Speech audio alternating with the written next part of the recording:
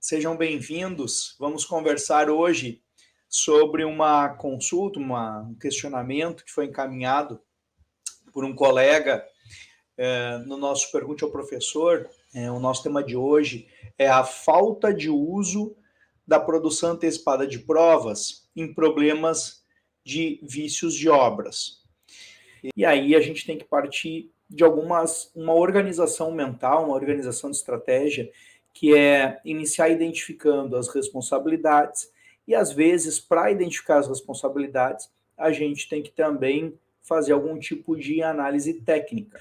Pensem comigo que o ponto principal é o ônus da prova. Nossa porta de arrancada, né, a nossa premissa de saída é o ônus da prova. Então vamos lá, vou fazer a leitura do caso, que eu acho que é a parte principal. Professor, boa tarde. Estou com um caso em que o imóvel comercial alugado de um cliente sofreu com os efeitos de vazamento a partir do imóvel vizinho. Então, olha só, o cliente do nosso colega é o proprietário do imóvel, ele locou, então ele tem um inquilino, e ele está com problema de vazamento relacionado ao vizinho.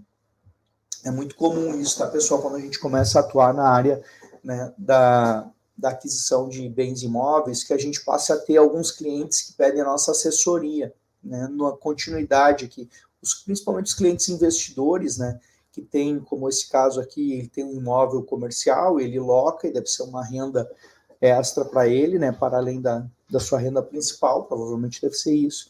É muito comum que a gente atue também fazendo esse assessoramento, tá? Após vistoria de engenheiro contratado e laudo com ART, mesmo assim, o vizinho não quis reconhecer sua responsabilidade sobre o defeito, alegando que o mesmo tinha ocorrido na parede divisória dos imóveis vizinhos. Contudo, por ter autorizado a vistoria no seu imóvel, o laudo com ART atesta que se tratava de vazamento no sistema hidráulico dos equipamentos que servem às cadeiras de dentistas, porque o vizinho trata-se de uma clínica odontológica, pessoal. Então, o engenheiro contratado, que a gente chama de assistente técnico, né, ele fez um laudo que a gente diz que é unilateral, tá? Eu já vou abrir um pouquinho e falar sobre isso. Ele identificou que realmente tinha um problema hidráulico nas cadeiras de dentistas. Só que o vizinho, mesmo assim, né, não quis aceitar, não reconheceu, né, a sua responsabilidade. Aí o Marcelo dá um ar aqui mais de dramaticidade e diz assim: como num passe de mágica, o vazamento foi estancado. Porém, o reparo interno decorrente das consequências do vazamento, não reconhecida pela clínica essa odontológica do vizinho, ficaram a cargo da cliente, porque o seu inquilino cobrava uma solução, alegando potenciais prejuízos à sua atividade.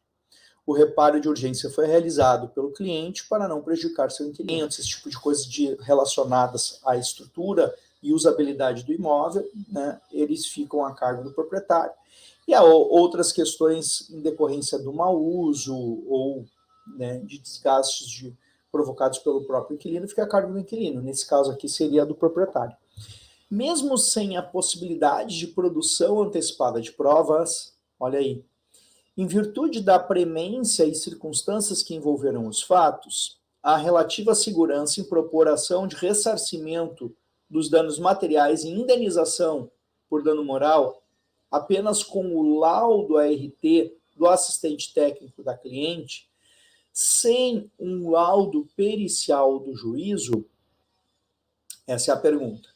Mesmo sendo contratado pelo cliente, o laudo ART, a detecção do vazamento, foi feito por empresa especializada com câmeras dotadas de sensor térmico de umidade. Detém legitimidade suficiente de prova dos fatos? Uma vez que foi feita a vistoria, né, e importante, muito interessante, tá, pontuar isso, pessoal. Uma vistoria de comum acordo, é uma vistoria bilateral. Isso amplia, tá? Isso amplia a autoridade, isso amplia a idoneidade da vistoria. Né? Ele ainda complementa uma vistoria feita, né, de comum acordo, ou seja, autorizada pelo vizinho, e, para além disso, com uma empresa especializada no tema de vazamentos.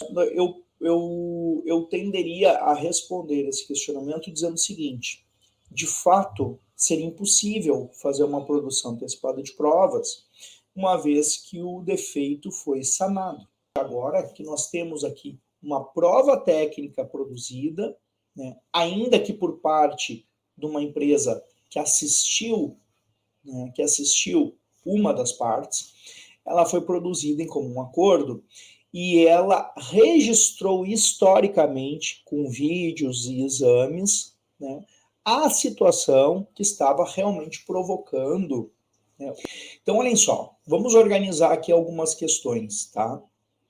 Provas impossíveis não podem ser exigidas das partes. Ponto. Então, neste caso aqui, me parece que a perícia não seria mais possível no local. Haveria a possibilidade de se pedir uma prova pericial num processo indenizatório deste tipo, né, por extrema cautela e cuidado, né, principalmente se os valores forem elevados. Né, eu não sei se tratam aqui de valores elevados de conserto ou não, mas principalmente se fossem elevados os valores, haveria a possibilidade de se pedir uma perícia para confirmação ou avaliação dos registros técnicos, das fotos, né, das filmagens, essas mencionadas pelo colega, que foram realizados por um engenheiro que, inclusive, emitiu uma ART do seu trabalho. Ou seja, este trabalho de vistoria e laudo, ele foi registrado junto ao órgão de classe, né, que é o órgão dos engenheiros, o que também atribui mais respeitabilidade, mais segurança para o trabalho que foi efetivado. Não é uma opinião inventada ou armada posteriormente, ocorreu de fato aquela vistoria, ela está registrada no órgão de classe como tem que ser, né, como tem que ser. Então veja o seguinte: haveria então a possibilidade ainda de produzir uma prova pericial sobre os registros que foram feitos para confirmação da conclusão, né, deste laudo que foi feito a pedido de uma das partes? Haveria. É essencial fazer isso? Não, não considero essencial. Claro que aqui nós estamos num âmbito muito delicado, né, porque eu vou dar aqui a minha opinião como advogado, mas é um âmbito muito delicado, porque nós temos lá no 370 a previsão de que o juiz vai determinar, né, vai dispor sobre o princípio da dispositivo, ele vai dispor sobre as provas que entende necessárias, que entende essenciais. Né? E a gente nunca sabe com precisão matemática, né, quando que um juiz vai entender que determinada prova faltou num caso. No meu sentir, não haveria necessidade dessa extrema cautela de pedir um laudo de um perito judicial sobre o laudo que foi realizado. Bom, mas o lado unilateral, Rafael, o laudo unilateral ele vale? Em tese, pessoal, ele é só um indício de prova, tá? Em tese, ele é só um indício de prova. Ele vai ser dada a valoração de acordo com o entendimento, de novo, subjetivo do juiz, né, baseado na norma processual. Porém, esse caso aqui, ele traz algumas virtudes muito bacanas que eu destaquei no início, que é o seguinte: a vistoria ter sido feita de forma bilateral. Ou seja, a vistoria foi autorizada, logo ela foi acompanhada pelas duas partes. Isso, para mim, ele é essencial porque isso aponta uma idoneidade. É como se nós tivéssemos tido um contraditório dentro, né, no âmbito extrajudicial, né, porque foi realizado um trabalho, uma vistoria, foi realizado um trabalho de vistoria com autorização, né, de ambas as partes. né? Uma solicitou e a outra autorizou. Então, isso aqui, para este caso, ele traz um elemento a mais de idoneidade, que para mim traz mais força, né, no uso desse documento na prova, de como prova. Para além disso, ele respeita, né, os critérios de regulação, que é a emissão da RT. Também sensacional. Para além disso, ainda temos um terceiro elemento que foi realizado por meio de uma empresa especializada com o uso de tecnologia e registros. Então, esta prova ela é muito robusta. Bom, o que eu ia mencionar para você sobre a vizinhança, que me lembrou de um apartamento que eu tive há mais de 15 anos atrás, é que eu me lembro que era um imóvel que eu tinha comprado, né, num edifício bem antigo, né, mas um imóvel muito bom, assim, muito confortável. E as minhas vizinhas todas tinham cerca de 40, 50 anos mais do que eu, né? Então eram pessoas muito queridas assim comigo, eu era a criança do ambiente, né? E tinha um problema, começou a surgir um problema de infiltração no banheiro de baixo, do apartamento de baixo do meu, bem no meu banheiro. E só que eu tinha feito uma reforma completa no banheiro, completa, né? Ele era tudo novinho, o apartamento era todo novinho, né? Por dentro ele era todo novinho. Eu sabia que era muito estranho ter esse tipo de problema e expliquei isso, mas continuava o problema de filtração, não é daqui, é daqui, é daqui. Até que eu fiquei importunado, né, com a situação e contratei também no caso ali nem foi um engenheiro na época, foi um hidráulico daqueles bem experientes assim de obra. E em comum acordo, olha a diferença, comum acordo com os vizinhos, sob meu custo inicial, eu fico autorizado que ele iria investigar completamente e descobrir de onde vinha a infiltração. Evidentemente, ele iniciou no meu banheiro e não localizou a fonte da infiltração. Aí ele foi para o apartamento do lado, não localizou. Aí ele foi para o apartamento de cima e, por incrível que pareça, amigos, 2 apartamentos acima era a fonte da infiltração, ela vinha de 2 apartamentos acima e caía somente, prejudicava o apartamento lá de baixo. Olha que loucura isso. Então, me lembrou esse caso, né, do Marcelo, dessa situação, porque neste meu caso pessoal que eu tive, né, foi feita uma avaliação técnica de comum acordo, em que estava participando o síndico, estava participando os vizinhos como um todo. E quando se descobriu, né, da onde vinha, de quem era a culpa, e mais, ainda que se tratava de um cano do condomínio, não era nem do apartamento esse, não era nem problema interno, era um problema de área comum, da estrutura do prédio. Então, quando se descobriu isso, de comum acordo, né, o pessoal reembolsou todo o custo que eu tive, né, com as aberturas, com os estragos que teve no meu imóvel e também com a contratação desse técnico. Ele explicou para todo mundo perfeitamente e todo mundo aceitou. Diferente do caso do colega, que ele disse que o responsável não quis aceitar, não reconheceu, né, da onde vinha o resultado técnico. No meu caso, foi um final feliz, então que todo mundo entendeu. Foi feito conserto por custo, né, a custo do condomínio, e no caso do condômino que foi prejudicado, né, porque teve que fazer essa contratação, foi reembolsado em várias pequenas parcelas que eram condomínio simples também, né, que tinha alguma dificuldade.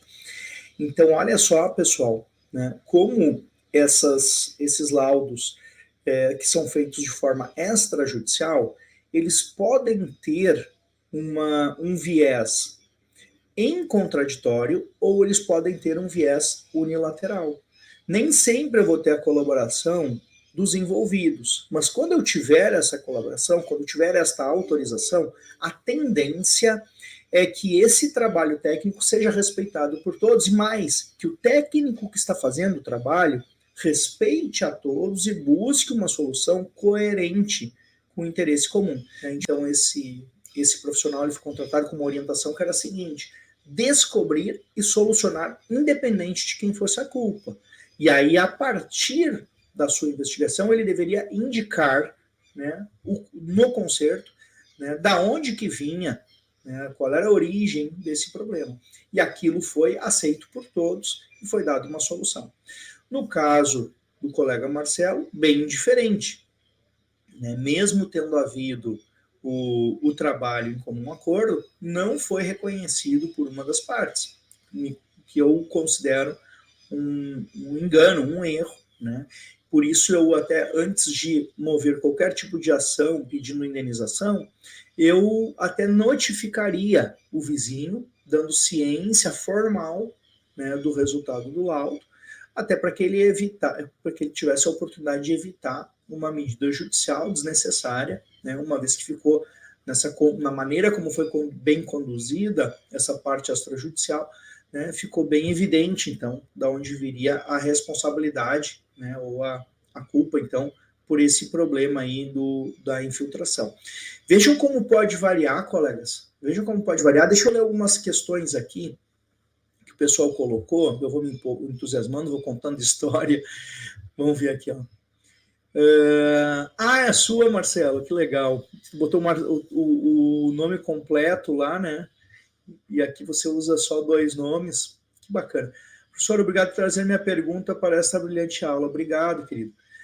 Ressalto a questão do dano moral, pois o não reconhecimento foi recheado de ameaças veladas em conversas de WhatsApp do vizinho, o que caracteriza sua má-fé em relação a esta questão. Ó, que bom que tu complementou, porque eu não estava vendo com clareza essa parte do dano moral, e eu vou responder agora, então, a parte do dano moral, com certeza. Então, deixa eu complementar aqui a questão do Marcelo. Olha aí só. Não é tão fácil conseguir dano moral num caso desses de reparação de danos, tá? Não é impossível, mas não é tão simples. O dano moral, ele é um pedido que atualmente ele está quase que menosprezado pelo Poder Judiciário. Ele é bastante menosprezado pelo Poder Judiciário. Então, existe todo um entendimento, né, da política judiciária, de que deveria se desestimular pedidos de danos morais. Basta a gente acompanhar a jurisprudência, a gente vai ver isso. E quando há casos que são cabíveis os danos morais, via de regra, os valores são pequenos, não são valores tão interessantes. Né? Salvo hipóteses esdrúxulas que surgem, né, como sempre, no caminho, né, excepcionais, que às vezes até de origem até meio que duvidosa, mas via de regra os danos morais não são realmente, né, tão prestigiados, esse tipo de pedido. Não que eu seja contra, ao contrário, eu acho que quando tem dano moral, cabe. Né? Então veja bem, Marcelo, no teu caso aqui do teu cliente, né, a depender da historinha que você for contar, isso é importante, tá? Tem que ter uma história, tem que ter um contexto de sofrimento, um contexto de dano, realmente. Então, a depender deste contexto, daria sim para obter o dano moral, certo? Então, por exemplo, inicialmente a imagem, né, do próprio proprietário, num ambiente que às vezes a gente não sabe se está difícil ou não conseguir inquilino na região, né, ele até arriscando perder seu inquilino, né, em algum momento, que talvez seja uma fonte de renda importante para ele. Esse fato, por si só, já reclamaria, dependendo do estresse causado, do tempo despendido e dos prejuízos, né, que foram para a imagem aqui, poderiam reclamar dano moral. Cuidado. Parte da narrativa, né, desta situação, deste contexto, poderia ser prejuízo moral para o inquilino e não para o proprietário.